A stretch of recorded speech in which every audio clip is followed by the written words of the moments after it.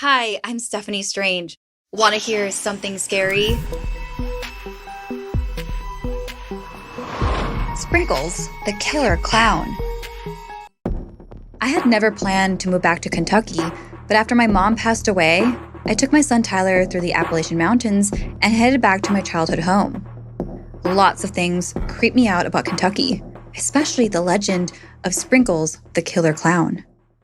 In 1973, a caravan of circus performers were making its way across the mountains when a bad storm set in. The icy roads finally got the better of the caravan, and the cars piled up on the side of the road.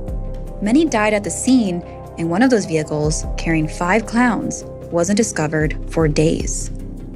Finally, the police found 3 remaining clowns who had survived and revealed the fate of the rest of their party from the wreck. And it was pretty grim. A clown known as Sprinkles, who was not part of the group, had kept them tied up like hostages. Sprinkles forced the hostages to eat the dead performers from the wreck and said that he had planned on eating them too if he couldn't keep his hunger down. It wasn't until one of the victims got his hands free that he was able to untie the others. Years later, pictures taken on a trail cam in eastern Kentucky showed Sprinkles very much alive. Although photos were shown all over the news, he was never caught. The story had terrified me as a kid, and I was lost in thought when the sounds of the ice cream truck jolted me back to reality. We headed over to where it had stopped, and wouldn't you know it, the driver was a damn clown. My stomach clenched. His smile was wide as we approached him, and I didn't know if it was paranoia, but I swear he was staring directly at my son. Tyler seemed a bit surprised, but went about ordering his cone with chocolate sprinkles. Great choice, kid, said the clown, then looked over at me. I started taking my wallet out, but he waved his hand. No charge today. Just delicious ice cream. Bye now. He waved his goodbyes and drove off. I was left feeling slightly confused. Despite his creepy appearance, the clown was surprisingly polite. The next day, the ice cream truck returned, blasting the same music from its speakers. Ice cream, you scream, we all scream for ice cream. The same line repeated over and over again.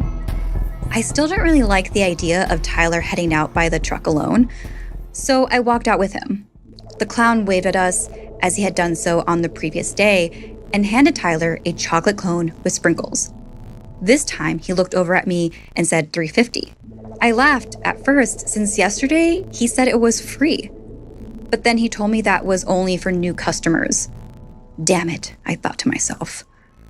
I'd left my wallet inside the house. I took a deep breath, and with one eye on Tyler, I hurried back in and grabbed a $5 bill and raced outside. He handed me the change and drove off.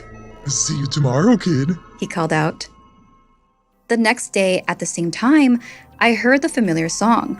This continued every day for weeks, and then months, and each time after buying an ice cream and chatting with the guy, I thought maybe, just maybe, I could trust this particular clown after all. The usual? He asked Tyler, who'd nod, licking his lips while I paid.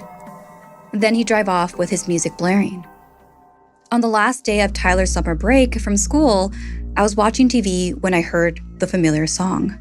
Tyler came running down the stairs. My program was interrupted with a breaking story. I told Tyler to grab my wallet and go get ice cream by himself today. Tyler jumped for joy as he grabbed the money and ran outside. The newscaster mentioned that over the past few months, kids have started to go missing, and witnesses are saying that a clown has targeted kids who were alone and pulled them into his truck. A picture popped up on the screen of a clown that looked familiar, same wig and costume. My heart skipped a beat. It was Sprinkles, the killer clown. Tyler, I screamed as I jumped from the couch and ran outside. Grabbing my keys between my fingers, I saw Tyler reaching out for his ice cream. Tyler, get away, I shouted. The clown dropped the ice cream, and in seconds, I reached the truck and swung my hand holding the keys, stabbing him in the eye.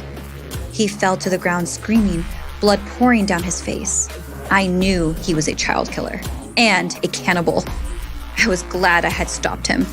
Grabbing Tyler, we locked ourselves inside and waited for the police to arrive. As I held Tyler close, I explained what I'd seen on the news. I turned up the volume to show him, and that's when the news anchor announced that the police had caught the guy who had been snatching children, and he was now in custody. But if they caught that guy, then what had I done?